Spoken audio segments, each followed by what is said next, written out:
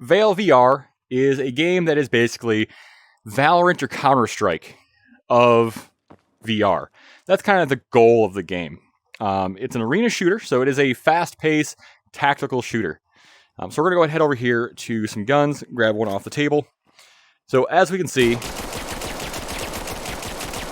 recoil is manageable to pistols with one hand. Drop of a mag. Pick one up. Slide it in. Grab the slide. Rack it in. So what's cool is if you look, the spent casings look like they don't have the actual round in them, but if you grab the slide, pop it out, still has a bullet in there. Two hands.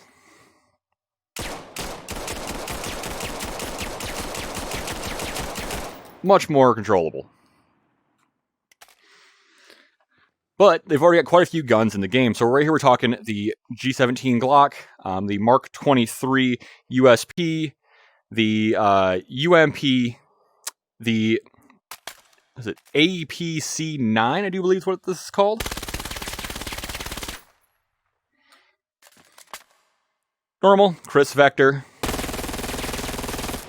Cool thing too is, let's drop that mag. See, it's open chamber. Throw a mag in.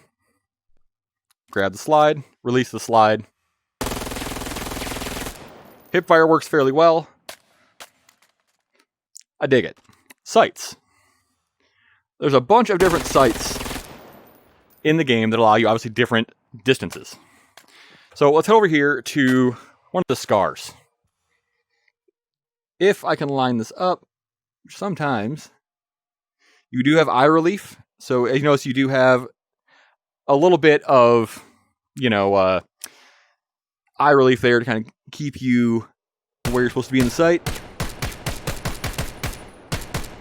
Gun's got lots of recoil. Feels great. Absolutely tossing guns. That's the entire point, right? Just like real world, you've got nice charging handle. Cool thing is if you look on the side of these guns, every one of them has a counter on the side. So that's obviously your ammo. I dig it. Definitely dig it. Nice thing too is if you don't feel like racking that slide, you can go ahead and press the release. And you've got that dropped. We also have their version of the M4. So this is going to be the, what do they call it? The H or MK 418, I do believe what this is called. So you've got the standard ACOG. Bring that right into my eye. Notice the recoil on this game is significantly less than games like Pavlov or Onward or something like that. But that's not necessarily a bad thing in my mind, because this game obviously is meant to be enjoyed a little more for the sport of it. My favorite, the AK-12. All about this thing. The Cobra sight. However, see I'm missing my shots. Let's go ahead and throw that. See if you see the selector switch.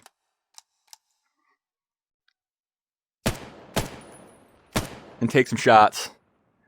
Feels great. This one, I believe, is a Valde or a Bravo knockoff.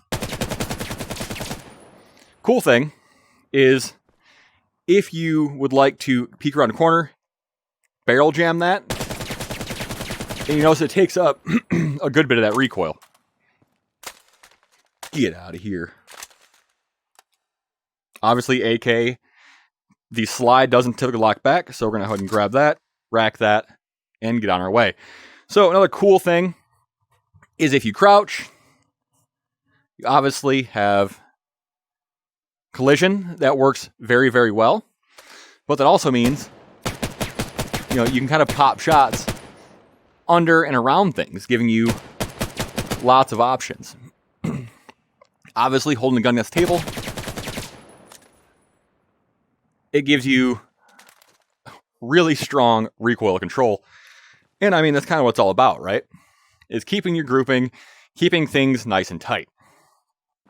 So, out of these guns, guys, what are you more curious about here? There's lots of them to choose from, lots that are kind of industry favorites and standards. But dude, I am blown away with how this game can knock, out things like super realistic. I mean, if you look at this gun, the writing on it is actually fairly legible. The serial number is in the correct place. They did a fantastic job with the modeling, especially for a game that's not necessarily built on realism, but more built on just being a good shooter. And I am all about it. Correct selector switches across the board. Yeah, so you do have the option for loadouts. So if we're looking at this menu right here, you've got your loadout right here. So you've got 5 to select from. Go to loadout 1, primary weapon. The APC-9, for instance. So right now, you have the option for sights. So you've got the red dot, holographic, reflex, prism, and the scope. So basically, you can throw a, it's the Bravo knockoff onto any gun, basically, and be on our way. Personally, I usually go like the red dot. It's super open, it gives me lots of visibility, and I don't feel like I need to zoom all that often. Secondaries, at this point, there's a couple in here. It's into Mark 23, which is a suppressed pistol. Those do have sight options available as well. So we'll show a hollow on just for funsies. And you got your utilities. So your utilities are going to be obviously the frag, smoke, and flashbang. And actually, flashbangs are probably my favorite at this point. I don't care what game I'm playing, stuns and flashbangs play a major key for me. More so than frags and smokes. So I didn't ask for you. Ooh, no, I did. I'm sorry. So let's go ahead and just make sure we have flashbangs on both wrists.